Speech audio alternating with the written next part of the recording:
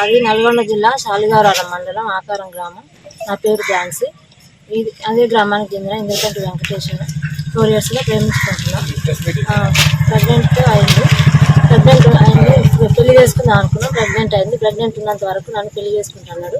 బలవంతంగా నా ప్రెగ్నెంట్ తీయించి ఇప్పుడు చేసుకోవాలని నిరాకరిస్తుంది. శరీరపరంగా వాడుకుండు. 4 సంవత్సరాల నుంచి నా ఇల్లు కడతాను నా దగ్గరే 50,000 తీసుకుండు. తులం బంగారం తీసుకువెళ్ళి ఆయన వాళ్ళ అమ్మ వచ్చి ఇప్పుడు చేసుకొని అంటుంది. వాళ్ళ అమ్మ ఒత్తిడి ద్వారా వద్దంటుంది. చేసుకొని అంటుంది. వాళ్ళ మేనమామ వాళ్ళ అక్క వాళ్ళ అమ్మ చెప్పిన కాంచి వద్దని చెప్తుంది. ఆల్రెడీ ఎంగేజ్మెంట్ అయింది. బట్టలు పెట్టినాం, డబ్బులు కూడా పెట్టినాం. నాకు మీరు పెద్ద మనుషులు న్యాయం చేయలే, సర్పంచ్ న్యాయం చేయలే, గౌరవం మీద ఎస్ఐ న్యాయం చేయలే. మీరే నాకు న్యాయం చేయాలి. ఎమ్మెల్యే చొరవ తీసుకొని న్యాయం చేయాలని కోరుకుంటున్నాను. సో ఇక్కడ ఝాన్సీ అనేటువంటి యువతి మా కుటుంబ సభ్యురాలు. సో గత 4 సంవత్సరాలుగా ఇంద్రకంటి వెంకటేష్ని ప్రేమించడం జరిగింది. ఈ ఆకారం గ్రామంలో ఉన్న ప్రతి ఒక్కరికి ఈ విషయం తెలిసిన విషయమే. సో ఈ ప్రేమించే క్రమంలో అతని అవసరాల నిమిత్తం చాలా డబ్బులు ఇచ్చిన సందర్భం ఉంది. పెద్ద మనుషుల సమక్షంలో పూల పనులు కూడా సెట్ చేసుకున్న తర్వాత పెళ్లి చేసుకోనని చెప్పి ఆయన నానా మాటలు చెప్పి అమ్మాయిని బాధ పెట్టడం చాలా బాధాకరమైన అంశం. అదేవిధంగా ఈ విషయమై శాలిగౌరారం పోలీస్ స్టేషన్ ని సంప్రదించినప్పటికీ అక్కడ ఆ పోలీస్ అధికారులు కూడా ఏ విధమైన న్యాయం చేయలేదు.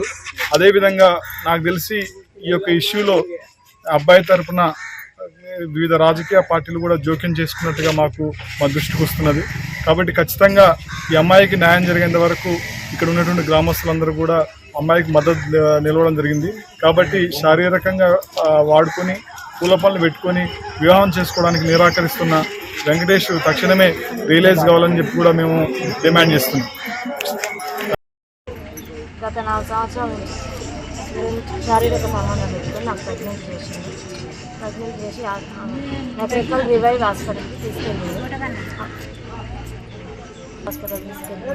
అక్కడ మేడం ముందు నా భర్తగానే ఒప్పుకొని సైన్ చేసిండు.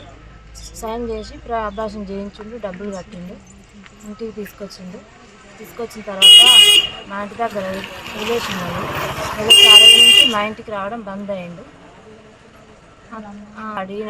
అడిగినాక పెళ్ళికి చేసుకుంటా అని ఒప్పుకుండు. ఎంగేజ్మెంట్ అయింది, డబ్బులు కట్టినాం.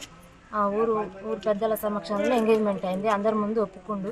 ఆ రోజు అందరి ముందు కూడా హాస్పిటల్కి పోయినా తీయించినా అని కూడా పెద్ద మనుషులకు ఒప్పుకుంటూ చెప్పి వాళ్ళ ముందు కూడా చెప్పి మళ్ళీ వాయిదాలు ఇట్లా 2 నెలలు ఆగు 3 నెలలు ఆగని వాయిదాలు వేసుకుంటూ వచ్చిండు.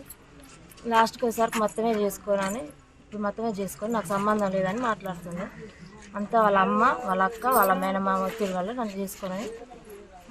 కాబట్టి అతనిపై చట్టపర్య చర్యలు తీసుకోవాలని నేను డిమాండ్ చేస్తున్నాను. నాకు న్యాయం కావాలి.